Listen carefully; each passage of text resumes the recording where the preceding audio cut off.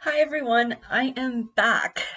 It looks like it's been a year since I've posted, uh, but I feel like I've gone through a very long reading slump where just not a lot of books that have been coming out have interested me.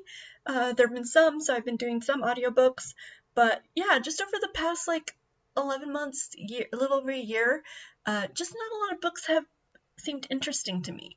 I have done audiobooks, uh, but I feel like I'm getting out of my slump, so wanted to start doing some videos again, and I started reading a book, and hopefully I'll be able to finish it.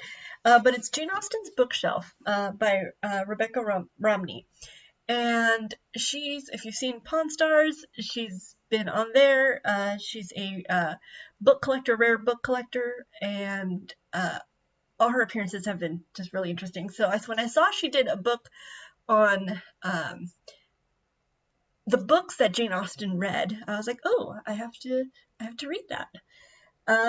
And there was a part in the book that I really liked. It says, anyone can be a collector. One may be a Silicon Valley hotshot who had been inspired by Greek Stoicism, collecting expensive editions of philosophy's classic texts, like those of Euripides and Marcus Aurelius. Another may be a teen who came to the Hunger Games books after seeing the films and decided to find as many different editions of the trilogy as possible, hunting them down in thrift shops and little free libraries on a limited budget. What we all have in common is a topic we love and the curiosity to explore it. And I really like that. And if you've seen my videos, I love Pride and Prejudice. I have a compilation of all my Pride and Prejudice books, 55, or I have about 55, and that kind of made me want to get more. But I wanted to start getting some that were older and just had a little more history to them. That doesn't mean I'm not going to get some other ones that are more modern, and I actually have almost 10 of them that I might make another video soon. And then another little part said, set a budget that makes you comfortable. And I really like that too, because when I first started looking into Jane Austen books, a lot of them were just really expensive, and they're not in my budget. But I've been able to get 3 vintage Pride and Prejudice books that I really liked, and that will kind of start my vintage Pride and Prejudice collection, because I do want to have one. I don't want to make it huge because I don't want to spend a lot of money, but I want to start one. So the first one is this little pocket edition of Pride and Prejudice. It's in a little slipcase. Get it out.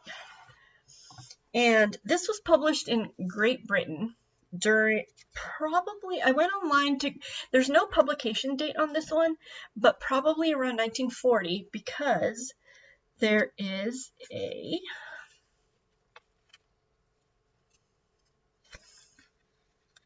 little picture from the first movie they made of Pride and Prejudice with Greer Garson and Laurence Olivier, and that movie came out in 1940, so I'm assuming that this probably came out about the same time, so 1940. So it's a really cute book. Still discolor on the sides, but I really like it because it has a little slipcase, and that it's kind of, there's always movie tie-ins books nowadays, and it was kind of interesting to see a movie tie-in for a 1940 book. So another book that I got was one that was given to me by a friend, and she had called me up and said, hey, I have box of books that my family doesn't want. I think you might like it because there's some Jane Austen books in here. So there was, I think, a Northanger Abbey book, but there was a Pride and Prejudice book. And I'm always up for new editions of Pride and Prejudice, so I was like, yes, thank you. And although there's no publication date on here, so I went online and tried to do some research about this book.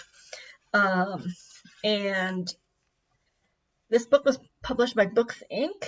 in New York, and it's called the Art Type Edition. And they published the art type books between 1930s and 1940s. So I'm going to assume this book is like maybe 1945, just because it's pretty sturdy, doesn't seem that old. But yeah, so 1940. So another 1940, so probably a little after the first pocket one here. And then this last one was published in 1918. So it is, says The Modern Student's Library. And it actually has a, let's see. So the publication date, 1918. Which I really like I like the idea of having a Pride and Prejudice books that's over 100 years old. I want to get some older.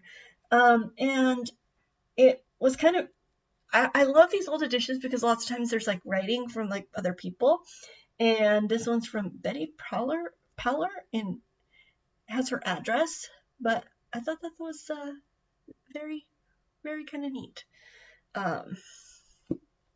So yeah. So there's that one. So that's the start of my little vintage Jane Austen collection. I want to get more. I'm keeping my eye out on eBay and stuff like that because I do want to get more. I do have a stack of newer Pride and Prejudice editions that I am planning to make another video of. And then after maybe a couple videos, I'm going to do like another compilation and put those two together. Just because I love looking at all the editions. But anyway, that's what's been happening. I've been getting into collecting, just the mindset of that, and really liking these old books.